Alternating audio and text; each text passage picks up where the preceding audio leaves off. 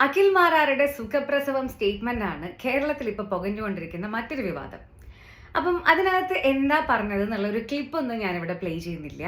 പക്ഷേ നമുക്ക് അതിന് സിമിലർ ആയിട്ടുള്ള ഒരു ഡയലോഗ് നമ്മളൊരു സിനിമയ്ക്കകത്ത് കേട്ടിട്ടുണ്ട്. അതായത് പണ്ട് ജയറാമും ഗോപികയും കൂടെ അഭിനയിച്ച അത്യാവശ്യം വളരെ വലിയ ചർച്ചാ വിഷയമായിട്ടുള്ള ഒരു സിനിമ ഉണ്ടായിരുന്നു. വെറുതെ ഒരു ഭാര്യ എന്നായിരുന്നു അതിന്റെ പേര്. ഞാനൊക്കെ സ്കൂളിൽ പഠിക്കുന്ന കാലത്ത് ഇറങ്ങിയിട്ടുള്ള ഒരു സിനിമയാണ്.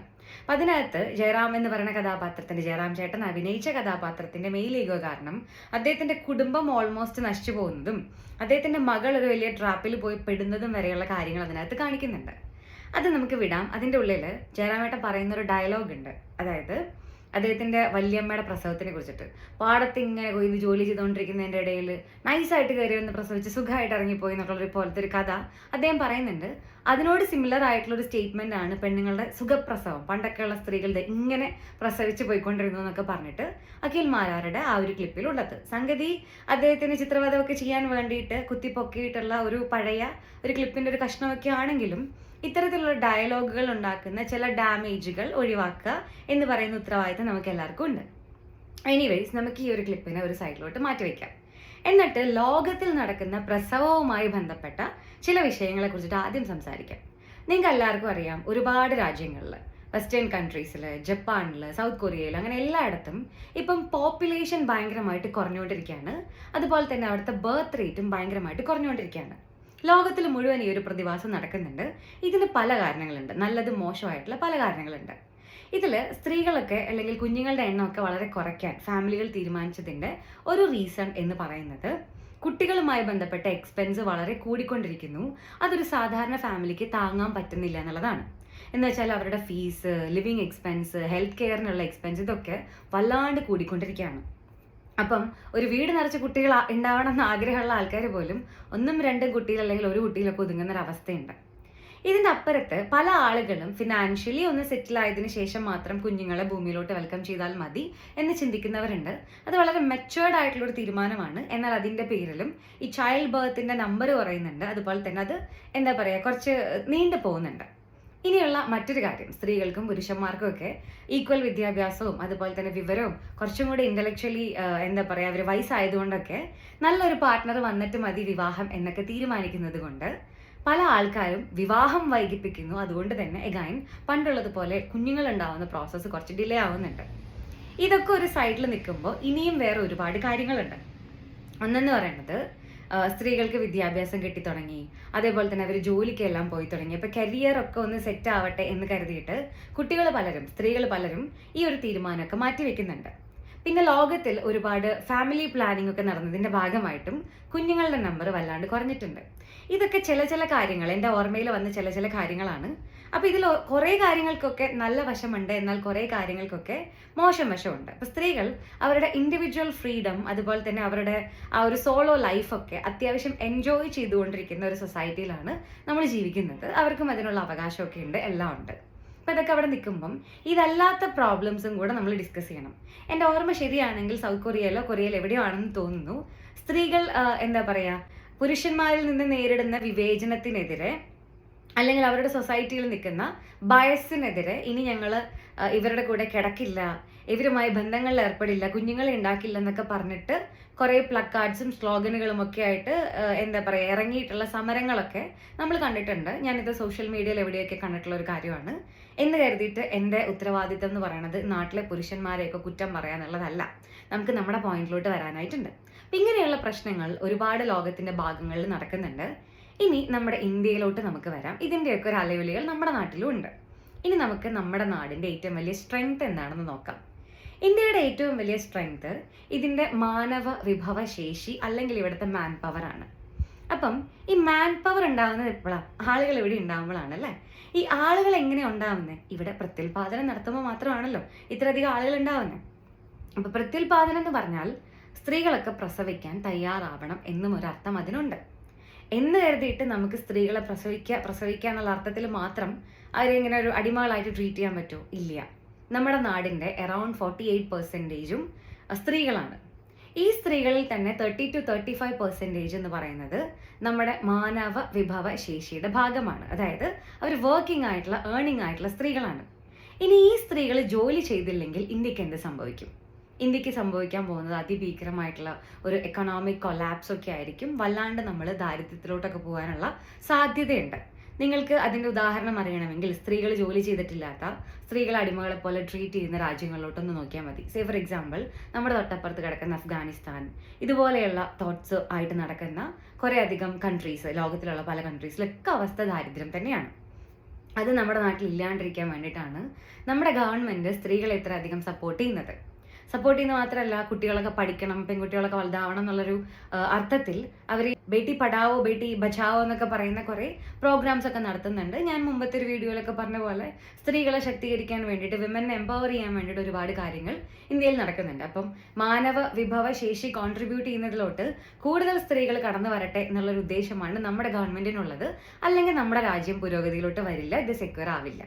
അപ്പം നമ്മുടെ നാട്ടിലെ സിറ്റുവേഷൻ എന്താണ്? ഒരേ സമയം മാനവ വിഭവ ശേഷി ഉണ്ടാവണമെങ്കിൽ ആളുകൾ ഉണ്ടാവണം, അതേസമയം സ്ത്രീകൾ വർക്ക് ചെയ്യണം. അപ്പം പ്രസവവും നടക്കണം, കുഞ്ഞുങ്ങൾ ഉണ്ടാവുന്നത് നടക്കണം, അതിൻ്റെ ഒപ്പം തന്നെ സ്ത്രീകൾക്ക് റെസ്പെക്റ്റും കിട്ടണം, അവർക്കും ഇൻഡിപെൻഡൻസ് ഉണ്ടാവണം. ഇത് രണ്ടും കൈയോട് കൈ ചേർന്ന് തോളോട് തോൾ ചേർന്ന് പോകേണ്ടുന്ന ഒരു നാട്ടിലാണ് നമ്മൾ ജീവിക്കുന്നത്. അപ്പം എല്ലാ തരത്തിലുമുള്ള കാര്യങ്ങളും ചിന്തകളും ഒക്കെ ഉള്ള ഒരു പെൺകുട്ടി പ്രസവിക്കാൻ തയ്യാറാകണമെങ്കിൽ, കുഞ്ഞുങ്ങളെ വളർത്താൻ തയ്യാറാകണമെങ്കിൽ, ആ കുട്ടീനെ വളർത്താനുള്ള മാനസികവും ശാരീരികവുമായിട്ടുള്ള എല്ലാത്തരം സപ്പോർട്ടും, എല്ലാ തരത്തിലുള്ള സപ്പോർട്ടും അവർക്ക് അവരുള്ള കുടുംബത്തിൽ നിന്ന്, അവരുള്ള സൊസൈറ്റിയിൽ നിന്ന് കിട്ടുന്നു എന്ന കാര്യത്തിൽ അവർക്കൊരു ഉറപ്പ് വരണം.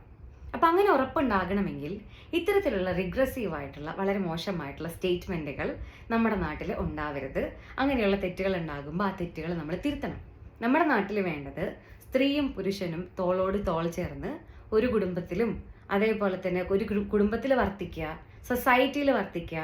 അങ്ങനെ സൊസൈറ്റിയിലും കുടുംബത്തിലും അവർ തോളോട് തോൾ ചേർന്ന് ഈക്വലായിട്ട് റെസ്പെക്റ്റോട് കൂടിയിട്ട് പ്രവർത്തിക്കുമ്പോൾ മാത്രമേ ഈ രാജ്യത്തിന് പുരോഗതി ഉണ്ടാവുള്ളൂ. ഈ രാജ്യത്തിന് പുരോഗതി ഉണ്ടാകുമ്പോൾ മാത്രമേ ഇതിന് സെക്യൂരിറ്റി ഉണ്ടാവുള്ളൂ. അപ്പം ഇങ്ങനെ ഒരു സ്ഥലത്ത് ഇവർ രണ്ടുപേരും കൂടെ വളരെയധികം സഹകരണത്തോട് കൂടിയിട്ട് കുഞ്ഞുങ്ങളെ വളർത്തിക്കൊണ്ടുവരേണ്ടുന്ന ഒരു സാഹചര്യമുണ്ട്. അതുകൊണ്ട് ഈ പ്രസവം പോലെയുള്ള കാര്യങ്ങളെ കുറിച്ചിട്ടൊക്കെ ഇത്രയ്ക്കും വിരുദ്ധമായിട്ടുള്ള, അല്ലെങ്കിൽ ഒരു സൊസൈറ്റിയിലെ ഒരു വിഭാഗം ജനങ്ങൾ, ഒരു ജെൻഡറിൽ പെട്ടിട്ടുള്ള ആൾക്കാരെ ഇകഴ്ത്തി പറയുന്ന തരത്തിലുള്ള ഡയലോഗുകൾ പറയരുത് എന്ന് നമ്മളെല്ലാവരും പ്രത്യേകം ശ്രദ്ധിക്കണം. ഇനി ഈ സുഖപ്രസവത്തിന്റെ കാര്യത്തിലോട്ട് നമുക്ക് വരാം. സുഖപ്രസവത്തിന്റെ കാര്യത്തിലോട്ട് വരുമ്പം അഖിൽ മാരാർ പറഞ്ഞതുപോലെയുള്ള ഒരു സ്റ്റേറ്റ്മെന്റ് നമ്മുടെ നാട്ടിലുണ്ടാക്കുന്ന ഡാമേജുകളെ കുറിച്ചിട്ട് നമ്മൾ ആദ്യം അഡ്രസ്സ് ചെയ്യണം. നമുക്ക് ഓൾറെഡി അറിയാം, ഭയങ്കര അധികം മതഭ്രാന്ത് പിടിച്ചിട്ടുള്ള ചില ആളുകൾ ഓൾറെഡി എന്താ പറയുക, സ്ത്രീകളെ വീട്ടിൽ പ്രസവിപ്പിക്കുക, അക്യുപങ്ക്ചർ പോലെയുള്ള കാര്യങ്ങൾ വളരെ അശാസ്ത്രീയമായിട്ട് സ്ത്രീകളെ പ്രസവിപ്പിക്കാനായിട്ട് ഉപയോഗിക്കുക. അതിൻ്റെ പേരിൽ ഈ അടുത്ത് 7ാമത്തെ പ്രസവത്തിൽ 30-കാരിയായിട്ടുള്ള ഒരു സ്ത്രീക്ക് ദാരുണമായിട്ടുള്ള ഒരു മരണമൊക്കെ ഉണ്ടാവേണ്ടി വന്നിട്ടുള്ള. അപ്പം അതിൻ്റെ റിപ്പോർട്ട് വായിച്ചത് വളരെ വളരെ പരിതാപകരമായിരുന്നു. അവർക്ക് പുഴുവരിച്ചിട്ടുള്ള ഒരു അവസ്ഥയൊക്കെ ഉണ്ടായിരുന്നൊക്കെ ഞാൻ പത്രത്തിൽ കണ്ടിട്ടുണ്ടായിരുന്നു. അത്രയൊക്കെ വളരെ മോശമായിട്ട് ചിന്തിക്കുന്ന മനുഷ്യർ നമ്മുടെ നാട്ടിലുണ്ട്. അപ്പോൾ ഇത്തരത്തിൽ പെണ്ണുങ്ങൾക്ക് വീട്ടിൽ സുഖമായിട്ട് പ്രസവിക്കാൻ പറ്റും എന്നൊക്കെയുള്ളൊരു സ്റ്റേറ്റ്മെന്റ് പറഞ്ഞാൽ അത് ഇത്തരക്കാർക്ക് വളരെ വലിയ പ്രചോദനമായിട്ട് മാറും. അതേകാൻ സ്ത്രീകളുടെയും കുട്ടികളുടെയും ആരോഗ്യത്തിനും വെൽബീയിങ്ങിനും വലിയൊരു വെല്ലുവിളി ആവും. ഇനി ആശുപത്രികൾ, അദ്ദേഹം പറഞ്ഞ സ്റ്റേറ്റ്മെന്റിൽ ഉണ്ടായിരുന്നു ആശുപത്രികളൊക്കെ വലിയ തട്ടിപ്പും കൊള്ളയൊക്കെ നടത്തുന്നുണ്ടെന്നുള്ള കാര്യം.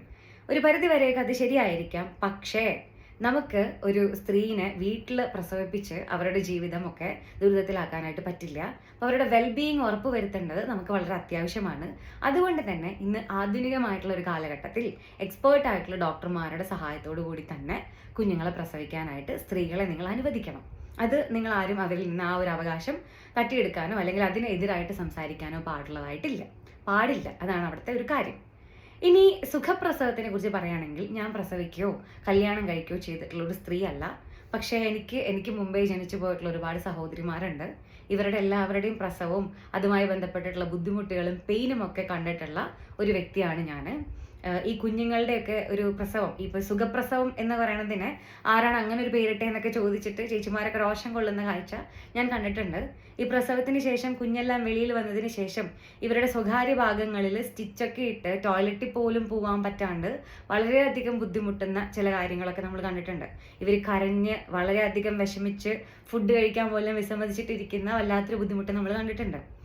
ഇനി ഇതൊന്നും അല്ലാണ്ട് പണ്ട് അഡ്രസ്സ് ചെയ്യാണ്ടിരുന്ന എന്നാൽ ഇന്ന് അഡ്രസ്സ് ചെയ്യുന്ന എല്ലാവർക്കും അത്യാവശ്യം അറിയാവുന്ന ഒരു കാര്യം, സ്ത്രീകൾക്ക് പ്രസവത്തിന് ശേഷം ഉണ്ടാകുന്ന പോസ്റ്റ് പാർട്ടം ഡിപ്രഷൻ, ആ സമയത്ത് ആരും അവരുടെ കൂടെ ഇല്ലെങ്കിൽ അവർ അനുഭവിക്കാൻ പോകുന്ന മാനസിക സംഘർഷങ്ങൾ, ഇതൊക്കെ നമ്മൾ അറിയേണ്ടതായിട്ടുണ്ട്. ഒരു ജീവൻ പുറത്തോട്ട് വന്നിട്ടുള്ള അല്ലെങ്കിൽ ഒരു ജീവൻ ഉണ്ടാക്കിയിട്ടുള്ള ഒരു വ്യക്തിയാണ്, അതിനുണ്ടാകുന്ന മാറ്റങ്ങൾ നമ്മൾ അറിയേണ്ടതായിട്ടുണ്ട്. ഇനി ഇതിൻ്റെയൊക്കെ അപ്പുറത്ത് ഈ കുഞ്ഞുങ്ങളെ പ്രസവിച്ചതിൻ്റെ ഭാഗമായിട്ട് ഇവർക്ക് മുലപ്പാലുമായി ബന്ധപ്പെട്ട പ്രശ്നങ്ങൾ, പാല് കട്ടിയാവുന്നതിൻ്റെ പ്രശ്നങ്ങൾ, പാലില്ലാത്തതിൻ്റെ പ്രശ്നങ്ങൾ, ഇതിൻ്റെയൊക്കെ കൂടി ഇവർ അനുഭവിക്കുന്ന മാനസിക സംഘർഷങ്ങൾ. സോ പ്രസവം ബേസിക്കലി ഒട്ടും സുഖകരമായിട്ടുള്ള ഒരു കാര്യമല്ല. സിസേറിയൻ ആണെങ്കിൽ ഒട്ടും പറയാൻ വേണ്ട. അപ്പം ഇത്തരത്തിലുള്ള സ്റ്റേറ്റ്മെൻറ്റുകളൊക്കെ ഇറക്കുന്നതിന് മുമ്പ് നമ്മൾ നമ്മുടെ വീട്ടിലും സമൂഹത്തിലും ഒക്കെ കണ്ടിട്ടുള്ള സ്ത്രീകളെക്കുറിച്ച് ഓർക്കണം. നിങ്ങൾ ആരും നിങ്ങളുടെ ഇത്തരം സ്റ്റേറ്റ്മെൻറ്റുകളെ കൊണ്ട് നാളെ അവർ പ്രസവിക്കണോ എന്ന് ചിന്തിക്കുന്ന തരത്തിലോട്ട് കൊണ്ടെത്തിച്ചേക്കരുത്. എല്ലാം നമുക്ക് ആവശ്യമാണ്, എന്നാൽ എല്ലാത്തിൻ്റെ ഇടയിൽ ഒരു ബാലൻസും നമുക്ക് ആവശ്യമാണ്. ഇതിൻ്റെയൊക്കെ മുകളിലാണ് ഒരു സമൂഹത്തിലെ ഒരു ജെൻഡറിനെ മറ്റൊരു ജെൻഡർ എന്താ പറയുക, ഇങ്ങനെ താഴ്ത്തി കിട്ടുന്ന തരത്തിൽ, അവർ ചെയ്യുന്ന എല്ലാം നിസ്സാരമാണെന്ന തരത്തിൽ പറയുന്ന സ്റ്റേറ്റ്മെൻറ്റുകളൊക്കെ ഇത്തിരി പ്രശ്നമാണ്. അപ്പം അതൊക്കെ ഒഴിവാക്കാൻ നമ്മൾ ശ്രമിക്കണം. അഗൈൻ ഞാൻ പറയുന്നു, നമുക്ക് സ്ത്രീകളുടെ വെൽബീയിങ്ങും അതേപോലെ തന്നെ കുഞ്ഞുങ്ങളുടെ വെൽബീയിങ്ങും ഒക്കെ അത്യാവശ്യമാണ്. ഇവരെല്ലാവരും ഈ സൊസൈറ്റിയിൽ ഉണ്ടാവേണ്ടത് അത്യാവശ്യമാണ്. നമ്മുടെ നാടിന് ഇത് അത്യാവശ്യമാണ്. അപ്പം എല്ലാം മനസ്സിലാക്കിയിട്ട് റെസ്പെക്റ്റോടുകൂടി പെരുമാറാൻ ശ്രമിക്കുക. അപ്പം അദ്ദേഹത്തിന് ഇങ്ങനൊരു അബദ്ധം പറ്റിയിട്ടുണ്ടെങ്കിൽ ആ ഒരു കാര്യം തിരുത്താൻ ആൾ തയ്യാറാകും എന്നാണ് ഞാൻ വിശ്വസിക്കുന്നത്. നമുക്ക് എല്ലാവർക്കും തെറ്റുകളൊക്കെ തിരുത്തി മുന്നോട്ട് പോകുന്നതാണ് നല്ലത്. ഒപ്പം തന്നെ പഴയ വീഡിയോയിൽ ചില ആൾക്കാർ അഭിപ്രായങ്ങളൊക്കെ പറഞ്ഞത് കണ്ടു. അതിൻ്റെ കൂട്ടത്തിൽ എനിക്ക് പറയാനുള്ളത്, സത്യവും പറഞ്ഞു പോവുക എന്ന് പറയുന്നൊരു ഉത്തരവാദിത്തം നമുക്ക് എല്ലാവർക്കും ഉണ്ട്. അപ്പോൾ ഒന്നിനെയും മറച്ചു പിടിക്കാനോ അങ്ങനെ എന്തെങ്കിലുമൊക്കെ ഒളിച്ചു പിടിക്കാനൊന്നും തയ്യാറായിട്ടുള്ളൊരു വ്യക്തിയല്ല ഞാൻ. എല്ലാം നമുക്ക് അഡ്രസ്സ് ചെയ്യേണ്ടതായിട്ടുണ്ട്. സത്യമായിട്ട് അഡ്രസ്സ് ചെയ്യേണ്ടതായിട്ടുണ്ട്. ആ സത്യങ്ങളുടെ ഉള്ളിലെ നമ്മൾ ഉദ്ദേശിക്കുന്ന ഒരു നന്മയുടെ വശം നിങ്ങൾ എടുക്കണമെന്നും അതിനനുസരിച്ച് സൊസൈറ്റിയിൽ ഇടപഴകണമെന്നും ഞാൻ റിക്വസ്റ്റ് ചെയ്യുന്നു. Thank you so much.